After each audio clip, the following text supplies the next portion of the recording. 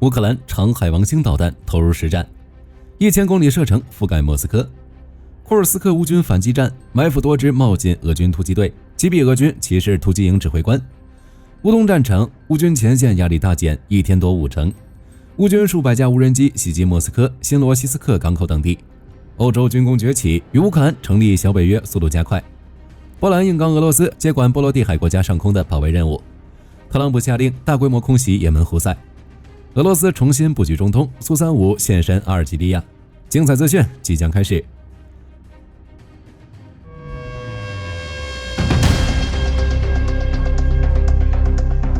视频正式开始前，先和大家汇报一个好消息。3月15日，泽连斯基表示，乌克兰国产的长海王星导弹已成功通过测试并投入实战使用。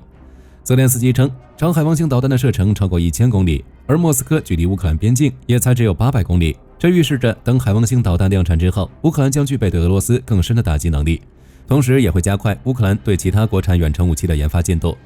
乌克兰正越来越注重减少对北约武器供应的依赖，以更新更强大的国产武器瞄准俄罗斯。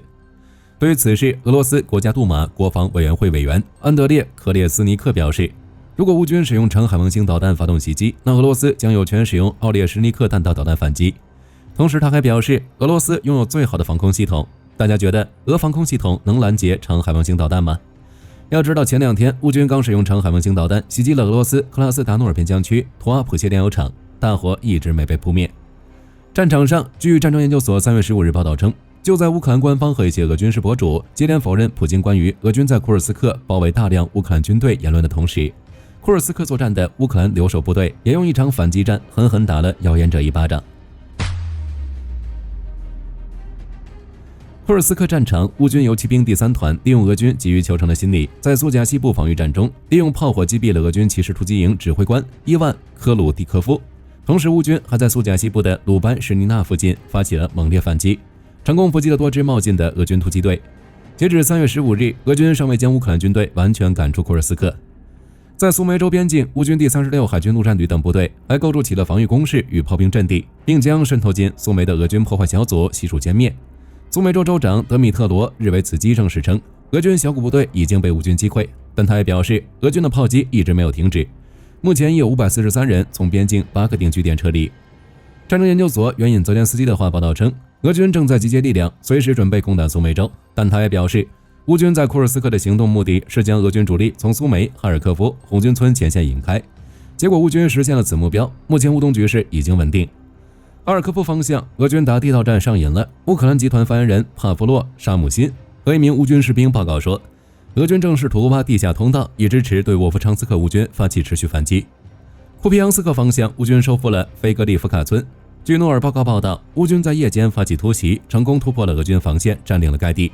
目前俄军正继续向库皮扬斯克的中心区域进发。不难看出，这和图列茨克、红军村一样，乌军在该地压力骤减，正积极扭转防御态势，转入了反攻。图列茨克方向，2个俄军编队面临被切断和包围的危险。俄军的观察哨也在昨天的战斗中遇到乌军第100机械化旅士兵使用 2S4 自走迫击炮的打击。不过从战役地图上看，俄军已经开始在西北部反击，接下来会怎样还有待观察。红军村方向，乌军国际军团收复了佩沙诺耶村工业区，将俄军完全赶出了村子。乌军第68列兵旅与第425突击营收复了利西夫卡和苏西亚尔2个定居点。乌军第72旅和第155旅则扫清了舍普琴科村内的残余俄军，在村子中间升起了乌克兰国旗。俄军在连续丢点后，目前正在组织发起反击。南部战区赫尔松方向战线虽变化不大，但位于第聂伯河左岸奥列什基附近的康卡大桥被彻底摧毁。据乌总参谋部发布的数据显示，3月15日，乌军歼敌1180人，摧毁俄军2辆坦克、28门火炮以及102辆卡车。空袭方面，阔别已久的俄黑海舰队再次遭到了乌军打击。据俄媒奥斯特尔的报道称，3月15日夜间，俄罗斯黑海舰队的新基地新罗西斯克港口发生了大规模的火灾。从现场披露的视频看，该港口的火势非常大，并有向周围蔓延的趋势。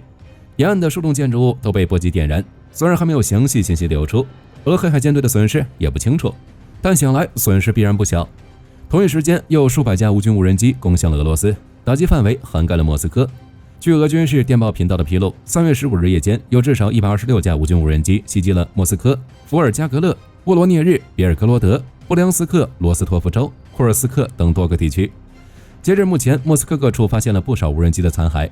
更引人注意的是，在克里姆林宫附近也发现了无人机的踪迹。目击者称，当时还听到了数起巨响。俄方则表示，乌军无人机没有给克里姆林宫造成破坏，俄军的防空系统已将其击落。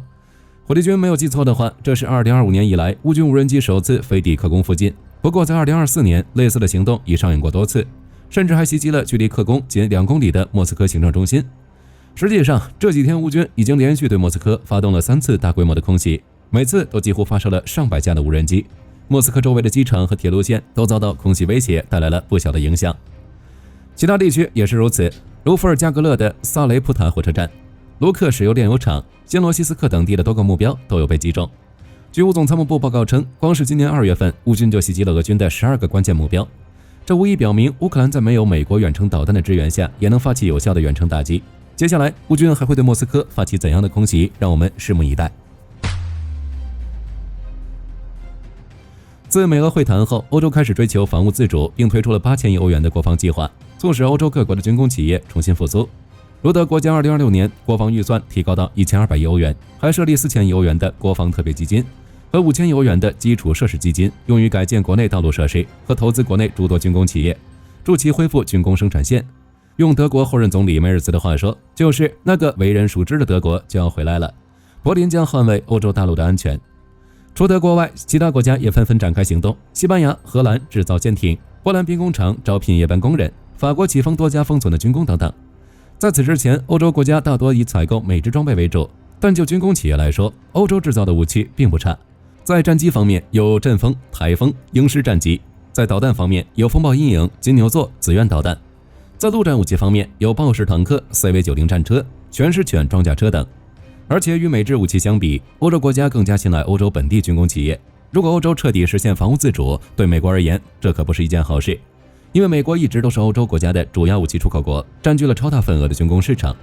如果欧洲军工崛起，那么大概率会冲击美国市场。但如今的现实情况是，在美国切断情报共享后，美制武器曾一度无法正常使用。再加上近日多家媒体发布报道称 F-35 战机存在技术威胁等因素，也导致德国、瑞士等国正在考虑取消 F-35 订单。葡萄牙更是直接宣布取消了订单，转而考虑 F-35 的欧洲替代品。据悉，整个欧洲共计订购了大约200架 F-35。如果这些订单真的出现问题，以单价8000万美元来计算，再加上长期维护的后勤费用，美国可能会损失600亿美元。而且在对美国军工产品产生质疑后，未来的各种采购量也可能出现大幅降低。总之，欧洲正朝着实现防务自主化迈步，未来还有可能抢占美国的军工市场。此外，军工企业的复活不仅仅是增强防务，更会促进欧洲经济增长。特朗普一顿忙活下来，没有让美国伟大，反而让欧洲繁荣起来。哦，对了，乌军也已开始向欧洲武器过渡，降低对美国的依赖。如乌军3月13日曾使用欧洲的伽利略导航系统替代 GPS 向赫尔松左岸的俄军集结点发射了2枚 GMLRS 导弹，又或是欧盟已在和欧洲国家的卫星服务商谈判，计划用4万个终端取代乌克兰的星链终端。另外，法国总统马克龙和德国总理舒尔茨签署了欧盟军备联合体同盟，此举意味着欧洲与乌克兰成立小北约的速度正在加快。另一方面，波兰将接管波罗的海国家上空的保卫任务。波兰副总理兼国防部长科西尼亚克·卡梅斯在会见立陶宛国防部长萨卡利埃内后宣布，从4月1日起，波兰将作为北约波罗的海空中警备任务的一部分，接管波罗的海国家上空的保卫工作。近期会有4架波兰 F-16携机组人员以及后勤保障团队部署至立陶宛西奥利亚基地，参与波罗的海空中警戒任务的下一轮轮换行动。任务预计将持续到7月底。科西尼亚克·卡梅斯强调，波兰和立陶宛正就北约的一系列倡议开展合作，尤其是与波罗的海有关的倡议，其中之一是近期提出的波罗的海哨兵倡议。他宣布称，波兰将邀请比利时、荷兰与法国一起参与巡航任务。此外，卡梅斯还说，波兰将继续对乌克兰表示支持。为此，波兰目前正急剧提升国防开支，且增幅强度已明显超出北约设定的标准。其他的对乌支持还有G7的联合声明。据中时新闻网3月16日报道，在加拿大举行的会议上，G7外交部长发表联合声明，重申将坚定不移地支持乌克兰捍卫领土完整，并敦促俄罗斯在平等基础上同意且全面执行美乌达成的停火协议，否则将对俄罗斯进行进一步制裁。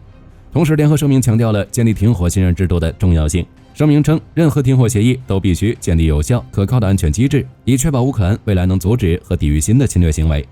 值得注意的是，日本上川外相发表声明强调，乌克兰的和平不仅影响欧洲，还影响着整个国际秩序，绝不允许出现以武力践踏国际秩序并最终得逞的先例。德国后任总理梅尔茨所在的基民盟将和其他派别合作，准备把对乌克兰的支持排除在债务的限制之外，这意味着德国将能够增加更多的军援。梅尔茨进一步透露，德国预计将额外提供30亿欧元的援助。如今，德国支援的 IRST 防空系统已在被乌军广泛使用，并取得了不错的效果。该系统甚至在一次战斗中击落了多达15枚巡航导弹。中东方向，美军大规模空袭胡塞武装。综合路透、CNN 等媒体报道，美国总统特朗普3月15日宣布，他已下令对也门胡塞武装采取果断而有力的军事行动。行动上，据华盛顿邮报引述美国防官员的消息称，美军当天已从空中和海上对也门的雷达系统、空防据点与无人机发射地点发动大规模空袭。这次行动被视为打击胡塞武装军事能力的初步行动，旨在打通红海航道。美国官员表示，这场军事行动将持续数天，也将是特朗普第2个任期开始后最重要的军事行动。胡塞武装16日表示，美军此次空袭已造成至少24人死亡，并宣称不会对美军袭击无动于衷，正已全面做好准备，将会以升级对抗升级的形式进行反击。之所以会有此次袭击，特朗普称，过去1年多时间里，在伊朗的资助下，胡塞武装频繁向美军与盟军发射导弹，并攻击美国飞机与商船，不仅对美国与全球经济造成重大损害，也使无数无辜生命陷入危险。他表示，要用压倒性的致命武力打击胡塞武装。为此，特朗普还在今年1月签署执行令，将也门胡塞武装重新认定为外国恐怖组织。该行政令推翻了前任总统拜登4年前将胡塞武装从外国恐怖组织名单中移除的行政令。同时，特朗普还警告伊朗必须立即停止对胡塞武装的支持。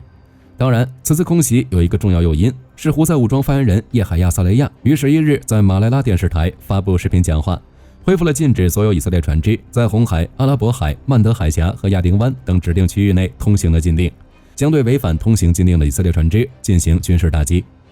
美国空袭也门胡塞，无非是想争夺航道、掌握海权，这和特朗普要巴拿马运河、格陵兰岛是一个逻辑。但美军在也门这儿始终不进入地面战，想谋求更多利益，恐怕会很困难。好巧不巧，俄罗斯也在重新布局中东。据保加利亚军事报道，俄军的苏35战机出现在了阿尔及利亚的乌姆布瓦吉空军基地，虽然官方未发表任何声明，相关报道最早也来自当地消息人士和社群媒体，但依旧引起了外界诸多军事分析人士与区域观察家的关注。许多观察指出，近期有数架俄罗斯 An-124运输机降落阿尔及利亚，外界推测阿尔及利亚可能接收多达24架苏35战机。阿尔及利亚国防部与俄罗斯空防出口公司目前皆未回应此事。阿尔及利亚由于与邻国摩洛哥的竞争，一向对军备采购保持低调。此次引起关注的苏35，阿尔及利亚垂涎已久。据悉，早在2018年就有相关报道指出，阿尔及利亚正在洽购苏35，并可能与苏34、苏57进行综合采购。同年，埃及因美国制裁压力取消苏35采购计划，外界随即猜测这些战机可能转售给阿尔及利亚。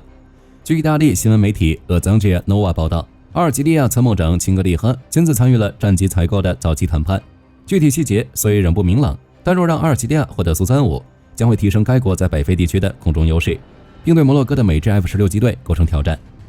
当然，也会对阿尔及利亚带来许多问题。如苏35维护成本高，需建立专属后勤支持系统，并投入大量资源进行飞行员与技术人员培训。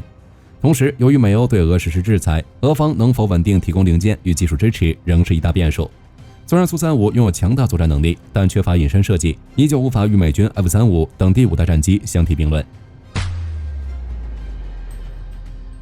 据保加利亚军事网报道，俄罗斯于3月6日宣布了一则消息，将在白俄罗斯建造无人机工厂。白俄总统卢卡申科对此表示支持，并承诺将提供场地和技术合作。目前，双方正在就该工厂的具体位置以及建设时程进行协商。同时，俄罗斯还强调，该工厂将与俄罗斯本土厂商采用统一技术平台，确保能够达成协同生产，并预计该工厂的年产量初期可能会在10多万架，待产线稳定后将会更高。事实上，自从乌克兰率先使用无人机对俄罗斯前线部队发动攻击后，俄罗斯就开始大力发展无人机产业，但整体进度明显落后于乌克兰。于是，俄罗斯开始寻求外援，例如伊朗设计的见证者136自杀式无人机。美国情报机构指出，俄罗斯于2023年时获得伊朗支持，在伊叶拉布加建立了一座无人机工厂，该设施已于去年初正式投产。另据华盛顿邮报报道，伊叶拉布加厂于去年前9个月内生产了超过5700架见证者无人机，截至目前，该地已成为俄罗斯无人机的关键生产基地。然而，随着乌军频繁攻击俄境内军事目标，这些无人机工厂成为了重点打击对象，导致俄罗斯不得不将其转移至较为安全的地点。而白俄罗斯显然就是个不错的选择，因为如果将相应工厂设在白俄罗斯，不仅会降低乌军的袭击风险，同时还能缩短无人机运输至乌克兰战场的距离。但此举对欧洲国家而言显然是一种威胁。目前与白俄罗斯接壤的波兰、立陶宛、拉脱维亚均对其发出警告，并称这座无人机工厂可能会成为俄军的无人机前进基地。相对的，对白俄罗斯而言，该国自2022年起就允许俄军在其境内部署战术核武与防空系统，预计这座无人机工厂将进一步强化白俄担任俄罗斯军事基地。然而，这也将使白俄深度卷入乌俄战争，可能会受到欧美国家的制裁。据路透社报道 ，SpaceX 公司于3月6日在德州对星舰进行了第8次试射，但却以失败告终。根据报道，在星舰发射约7分钟后，按照流程进行了第1级助推器回收，但却导致第2级飞船失控，紧接着就与地面失联，飞船直播画面也强制中断。随后，据网上流传的影片，星舰第2级飞船已经解体，其碎片曾经过巴哈马群岛上空。对此，美国联邦航空管理局短暂启动了碎片响应区，此举导致多个航班出现延误。事实上，这并非星舰第1次试射失败，在先前的第7次试射中也发生了类似事件。FAA 曾下令要求其停止试飞，直至检查出事故原因。据 BBC 报道，法国铁路公司于3月7日在距离巴黎北站约2.5公里处的列车轨道附近发现了一个2战时期的炸弹。根据报道，这枚炸弹由铁路工人发现，整重约500公斤，内部弹药约200公斤。为迅速处理这起突发事件，法国派出了专业的排雷小组，同时还疏散了周围区域的民众，并暂停了欧洲之星国际列车服务。目标是待处理完这枚炸弹后，才恢复当地秩序，以免发生不必要的意外。据巴黎旅游局统计，巴黎作为欧洲地区的交通枢纽，每年约有2.2亿人次的游客经由巴黎北站往返于伦敦、比利时、荷兰和德国等地。因此，在所有线路列车班次都被临时取消后，巴黎北站内部聚集了大批试图寻找替代交通的旅客，导致当地交通一度受到严重影响。据新加坡联合早报报道，加拿大国防部长比尔·布莱尔于3月6日对外宣称，该国将投资26.7亿加元，用以加强在北极地区的军事部署。目前，该国在北极的部署包括简易机场、基础设施、后勤设备等，主要用于各种军机行动。此外，报道还称，由于加拿大军费有限，长期低于北约设立的 GDP 2% 占比标准，因此这笔投资将会分20年支出。首先从西北地区的伊努维克、耶洛奈夫以及努纳武特的伊卡卢伊特基地开始。需要注意的是，该国保守党领袖皮埃尔·普瓦列夫尔曾于2月提出了一项类似计划。他承诺，如果他所在的政党能在未来几个月的大选后组建政府，那么其将会在伊卡鲁伊特基地建立一个永久军事基地，并通过削减对外援助预算来给此提供项目资金。据 Naval News 报道，美军正在规划 F-35战机的新战力标准，可能要进行以下升级：其外挂 AGM-158C 导弹先前已完成了相关测试，此举可使 F-35达成超视距打击，更能从防区外进行攻击。其二，装备 GBU-53B 小口径炸弹，目前已接近初期作战能力，预计在今年第2季度开始作战测评，同时还会更新与之相关的软件。其三，增弹计划，美军正在进行港区6号计划，将会把 F-35的内部弹仓容量从4发提升至6发。目前已经确认第15批次的 F-35已有6弹仓功能，且已经交付于美军。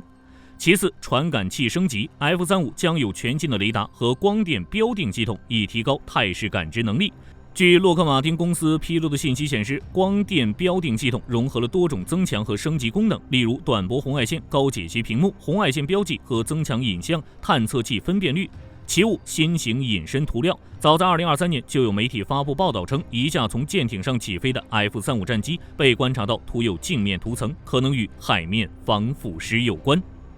好了，本期节目到这里就结束了。大家认为美军在也门会进入地面战吗？可以在视频下方留言，大家一起讨论。我是火力军，下期见。